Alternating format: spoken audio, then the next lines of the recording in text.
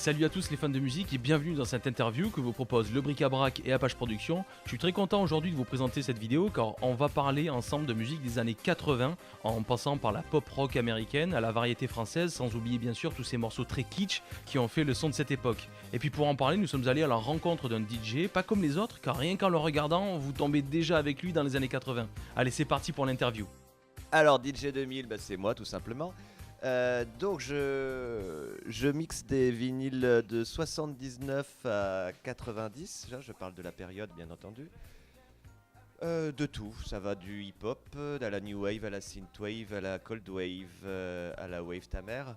Et en passant par la pop, par la variétoche, la chanson française et d'autres choses comme ça. Le but est avant tout de s'amuser et de danser. Je passe principalement de la musique pour les pieds, comme disait Jean-Jacques Goldman.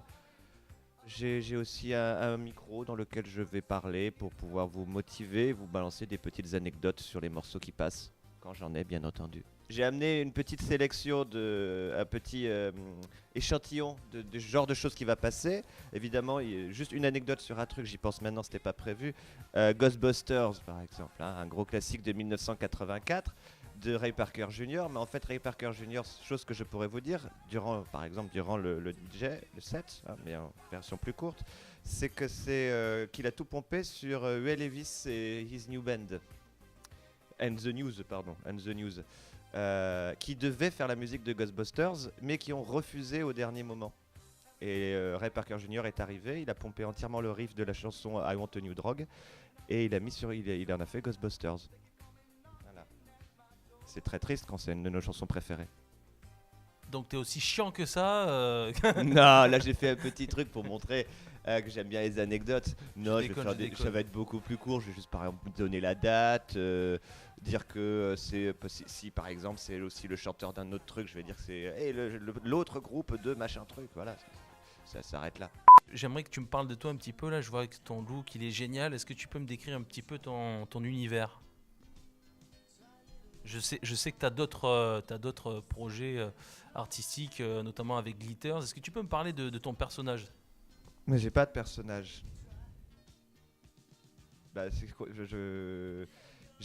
quand je m'habille en DJ 2000, c'est parce que justement, j'essaie de représenter différentes périodes, différents mouvements des années 80, pardon.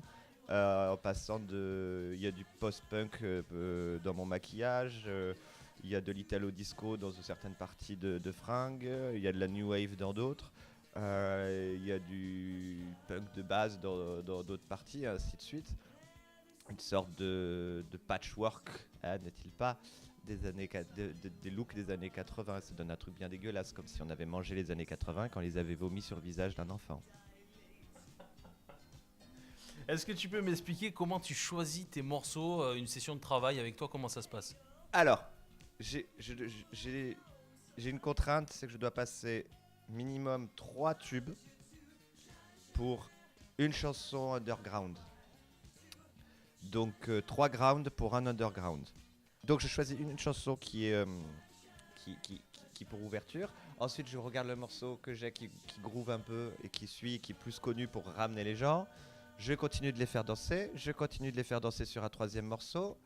Ensuite je continue. Et là, bam, ils savent pas, mais ils dansent sur un truc pas connu.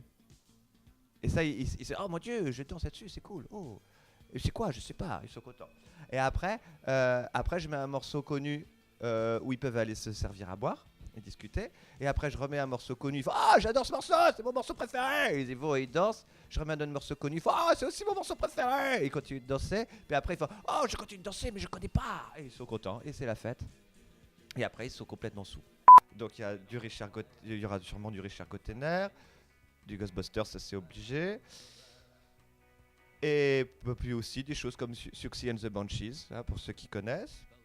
Et après, ça c'est un petit bijou, hein, qui est pas du tout connu, mais que je mets maintenant à chaque fois, qui s'appelle Sex in the Hood, Sex in the House. Enfin, c'est l'inverse, c'est Sex in the Hood. Et on a des chansons comme par exemple, c'est du hip-hop, hein.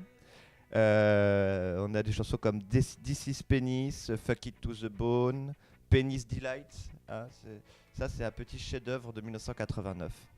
Que des sons bon enfant, quoi, j'ai l'impression. Oui. En même temps, c'est écrit derrière, hein, The World's Dirtiest Record.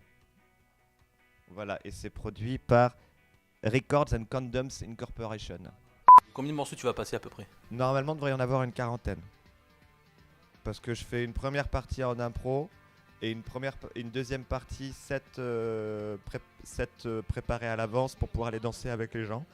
Et généralement, pour qu'un set dure 1 heure, je vais tenir 2 heures, c'est environ une vingtaine de morceaux. Donc ça fait 2 fois 20, 40. Donc entre 17 et 22 morceaux quoi. Est-ce que tu as envie de dire quelque chose pour inciter les gens à sortir de chez eux et à venir te découvrir ou te redécouvrir, partager un moment avec toi justement lors de ce set? On est le 21 mars, tu sais pas quoi faire? Il y a une soirée top moto bric-à-brac. Allez, ramène-toi, on va bien s'amuser. Et comme disait Inigo Montoya, et sous Inigo Montoya, toi et mon père, prépare-toi à mourir. Merci à tous d'avoir regardé cette vidéo. Un grand merci à DJ 2000 avec qui on a passé un super moment. Il sera donc au Bric-à-Brac le 21 mars. Alors venez nombreux. Puis moi je vous dis à très bientôt dans une prochaine vidéo. Et d'ici là, que la force soit avec vous. Ciao.